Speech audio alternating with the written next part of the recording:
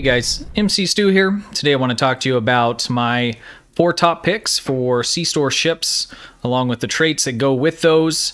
I'm going to go from least to greatest in terms of the priority for myself with these.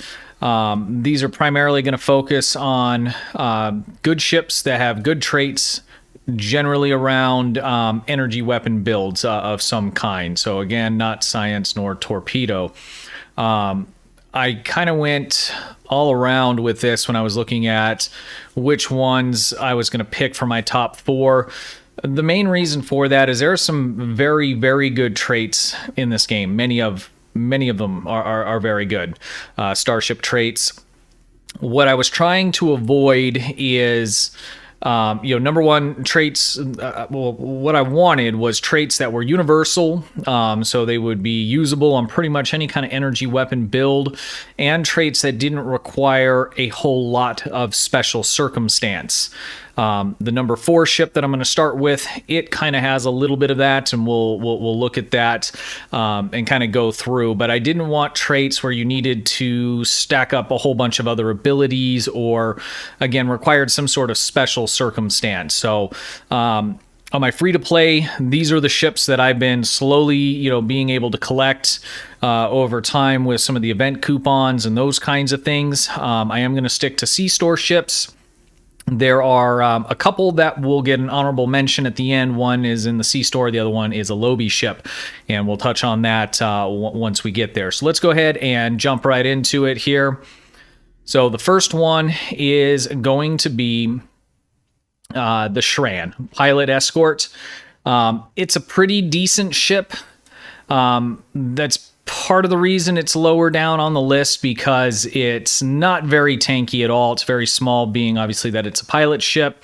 It is a 4-2 with an experimental weapon, tactical heavy, fun little ship to fly. I mean, this thing just shoots all over the map with the pilot maneuvers and those things.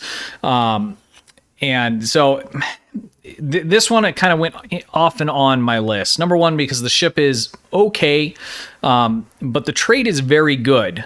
But the trait does have a little bit of special circumstance. And so even with that being said, I feel like the trait's good enough to where it needed to be on this list. So let's take a look at that.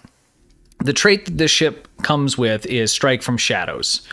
And what Strike from Shadows does is when you damage an enemy that does not have you targeted, to self for 30 seconds, decrease threat generation by 60%, which is huge, plus 5% critical chance, which is a massive boost, and then plus 5 bonus all damage. So this trait is actually good across the board. I'll use this on science and torpedo builds. This trait is an excellent trait, but it does require a little bit of circumstance, right? So you need to be firing at something, damaging an enemy that does not have you targeted. So if you're running a cannon scatter volley, that's most likely not an issue. If you're running and there's a tank, or you're running in a team and they're getting there a little bit before you, then you're good to go. So it's not a hard circumstance to achieve, and that's why I did go ahead and put it on the list. And the boosts that you get from this are good. The threat generation reduction is big.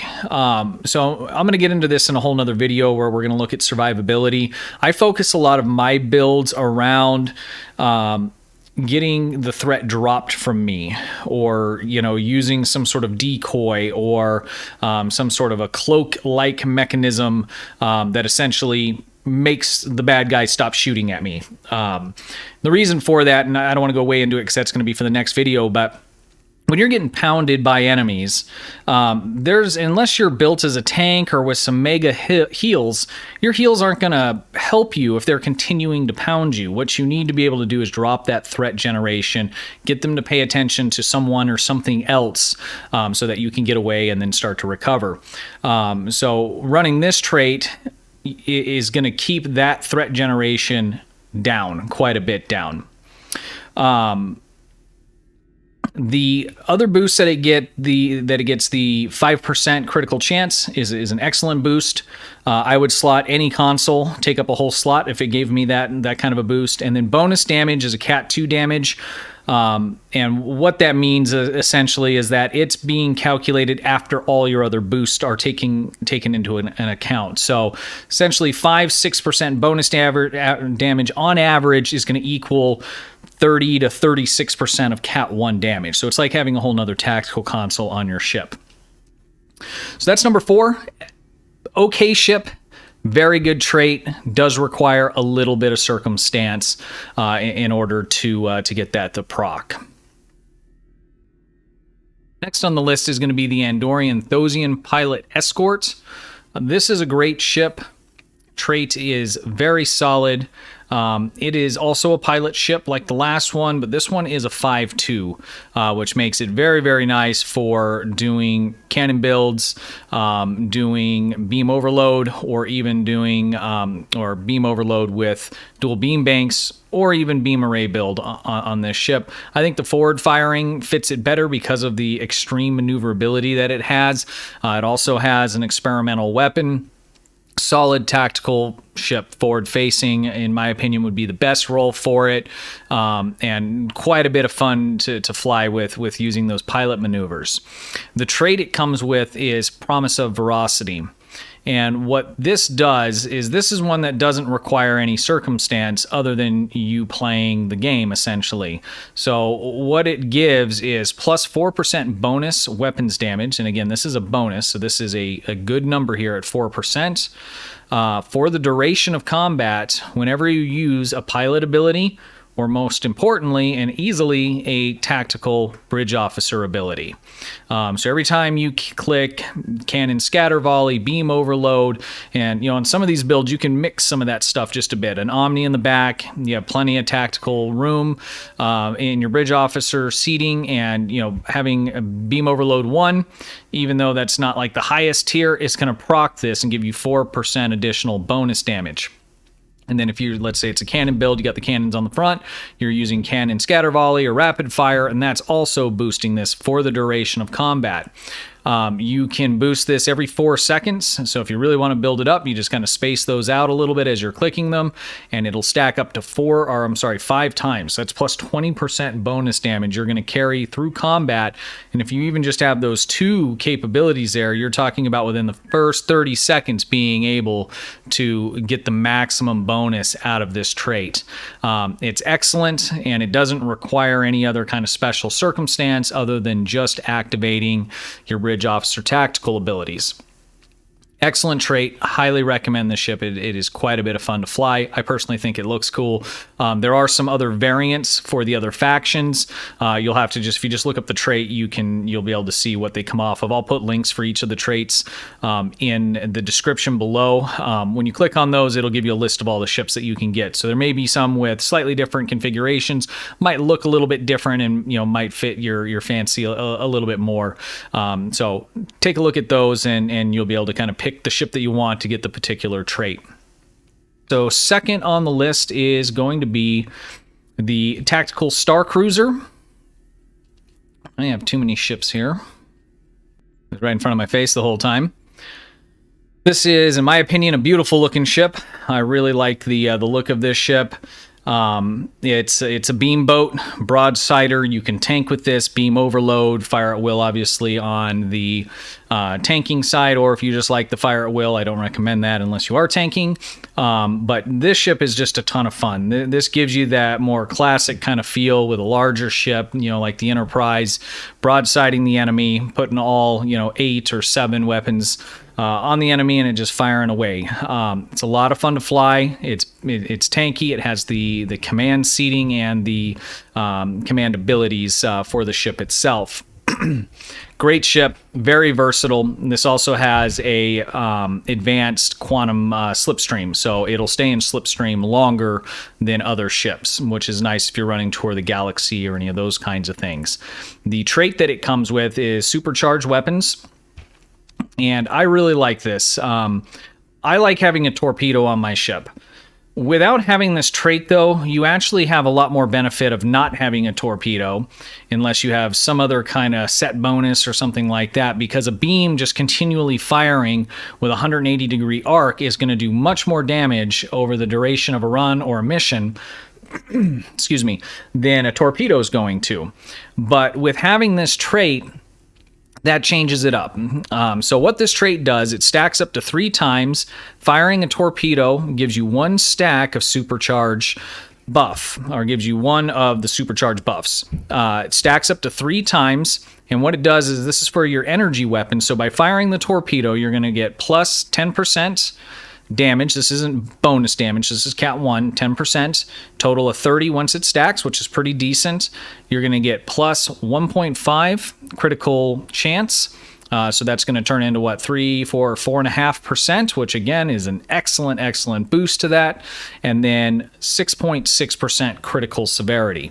So once this thing is boosted all the way up, you fired 3 torpedoes, you're sitting at the 30%, the 4.5, and the 18, 19, and some change critical severity. That's huge. This is just an excellent trait. And it makes it worthwhile running a torpedo, which, let's face it, running a torpedo and firing off that torp spread just feels so good. I love it. And having this trait makes that viable. It makes it make sense, as opposed to not running any torpedo and going all beam bank. And, before anyone starts arguing with that, I know that there's set bonuses, there's particular torpedoes, there's all kinds of reasons that we could say what I just said is incorrect. Again, this is my opinion, and this is what I like to run, wanting to have a torpedo, but wanting that torpedo, any torpedo I want to run, be worthwhile. This trait makes it worthwhile, and it's an excellent trait. Basically all of my builds, I run a torpedo on it, and the reason why is this trait. So you will find this trait on any of my ships that runs a torpedo that is a primary energy weapon build, because these boosts will only apply to your energy weapons. They do not apply to your science abilities or to torpedoes themselves either. All right, and for the number 1 ship on the list, that is going to be the Arbiter class battle cruiser, which I have right here. This is the fleet variant. This was one of my first main ships when I started trying to up my performance overall. This is the USS Bad Juju, and it's excellent. I have left it pretty much in the original condition, and I'll fly it every now and then just for some fun. But when I first started playing the game, anti-proton was the thing. Or at least I thought it was the thing. Being new and watching outdated videos, I built towards anti-proton and all this other kind of stuff, not knowing that it had actually already been nerfed and was no longer the top damage getter in the game. With that being said, you can still do very good with anti-proton, and I just decided to go ahead and stay with it and continue to upgrade it and make it my main anti-proton build. This ship is excellent. This is the number 1 pick because I think everybody should start with this ship. It looks great. There's a few different kind of variations of the skin that vary, pretty widely, I guess. I mean, I think mine looks kind of a little more conservative than the C-Store version. Is more of, it looks like a rounded spatula. Just really kind of depends on your taste there. This is the Fleet skin. I don't think I even kit bashed this. This is just the one that unlocks with the Fleet version. And it's an excellent ship. So it's a 5.3, decent on the tactical consoles. No experimental weapon with this because it's a battle cruiser. But this makes an excellent cannon build. You can also do beam overload in it, and dual beam bank and beam arrays. All of them you can do excellent. All 3 of them, it fits the role, and you can build towards it all day long. I mean, this thing is a warship. It's one of the first ones that they had put into the game that really was kind of not just said, called that, but I mean, was really laid out in a way to where it could excel at really putting out big amounts of damage, and a pretty versatile layout for, doing cannons or beams or, dual beam banks, anything like that. It's not a torpedo boat. It doesn't have command seating, so you will not be able to use it for that. And obviously, it's not a science ship. So I mean, this is a warship, and it's an excellent platform to build pretty much any kind of energy build type, energy weapon build type you would like. Now let's talk about the trait. So the trait is, again, and I think I've mentioned this kind of off and on a few times, is probably the best trait in the game. It doesn't do anything super flashy. It's not going to make your build OP, but you can have many other good traits, and if you don't have this, you're really missing the base fundamental of putting together a energy weapon build, be that beam array, dual beam banks, or cannon, any kind of energy build. The way this works is when you use emergency power to weapons, what it does is it gives you a 50%, negative 50% weapon power cost for 30 seconds. Now, when you start to use beam overload or any of the firing modes, it drastically starts to pull down your power ratings here, and that massively reduces the amount of damage output that you're doing. By being able to cut that in half, that's huge. I mean, that it's just going to give you so much more damage output by being able to keep these weapon levels, power levels up and not dropping drastically on top of other things that you're doing in your skill tree and on the build itself. The next part of this, it's going to give you 20% fire cycling haste for 30 seconds. And the firing cycle haste is, again, it's one of those kind of fundamental things. The faster your weapons are firing, the more damage they're doing. So if you're firing your weapon 20% more, you're going to do 20% more damage. I mean, it's huge. The nice thing about it is that emergency power to weapons, let's go ahead and click that, has a 45-second cooldown, but if you're using, I believe it's technicians, or if you're using aux to bat or photonic officer, if you watch the video I posted before last week about cooldowns, either one of those is going to drop this down to the 30-second recharge range, meaning this trait is going to be up 100% of the time, which is massive. So if you're running aux to bat, or if you're running photonic officer 1, 2, or 3, you're basically going to have 100% of the time your weapons costing you 50% less power and firing 20% faster all the time. And so that's really a basis that then on top of that, you're building around that with different sets and other personal space traits and different kind of weapons procs. But this trait, in my opinion, and I think a lot of other people's opinion as well, is really kind of the cornerstone to build energy weapon builds on. There's just no way around it. I mean, I could drop any other trait here and still do okay. But if I drop this is what's going to give me the biggest hit. It will make the biggest difference on doing any kind of run, running missions, whatever it may be. I'm getting a huge amount out of this. I mean, some of these give me extra crit chance and all these other kinds of things, which is all good.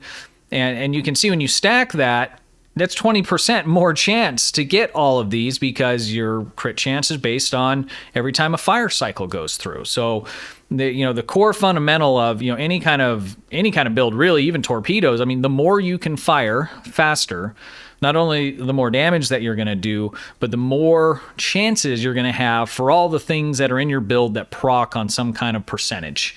So firing cycle haste is huge. It's massive. And it really makes a big difference. And this trait has it. This is one of the only ones that you're going to be able to get easily from the C-Store and be able to keep up basically 100% of the time. It doesn't take any kind of special circumstance. All you have to do is keep running emergency power to weapons and then cooling that down so that it's on a 30-second cycle, and this is up 100% of the time. And the best part is it comes with one of the best ships in the game that you can buy from the C-Store. There's not a lot else that matches this from the C-Store. This is an excellent ship. There's a fleet variant of it. I went over this in another video last week, how to go about getting fleet variants from getting the modules from your reputation system. Get this ship, unlock the trait, pick yourself up the fleet version, and you're going to have a lot of fun. A lot of fun. This is definitely where I would start, and this is definitely my #1 pick. If you have any questions, comments, have any other suggestions, again, I know that there's all kinds of other great ships. There's all kinds of other excellent traits that you can do all kinds of things with. What I tried to narrow it down is that if I could only buy 4 ships to start with, I have nothing else, this is where I would start. Again, I know some people have other opinions of, a couple of them, maybe go in another direction based on their play style, and that's totally fair. I get that. And most of those opinions are going to come from people that have been playing or in the the advanced or higher realm. But people that are new, people that started 2-3 weeks ago and are wondering what ship they should get and how that's going to benefit them long term, or someone that's been free to play for quite a while and they're deciding, okay, I'm going to buy one, or at the end of the year you're going to pick those tier 6 coupons. If you don't have any C-store ships, or you're looking for that one that's going to get you the most bang for buck, that is the Arbiter class warship. That's the one to get. So again, go ahead and throw any comments down in the bottom there. I'll put links in the description for traits, which will also have lists of all the different ships you can get them from. They're all essentially the same. They look a little bit different. Some of them have minor differences in the layouts, but those will be down there for you guys. If you like the video, please go ahead and hit the subscribe button, ring the bell. I'd really appreciate it. And until next time, stay safe, and thank you for watching.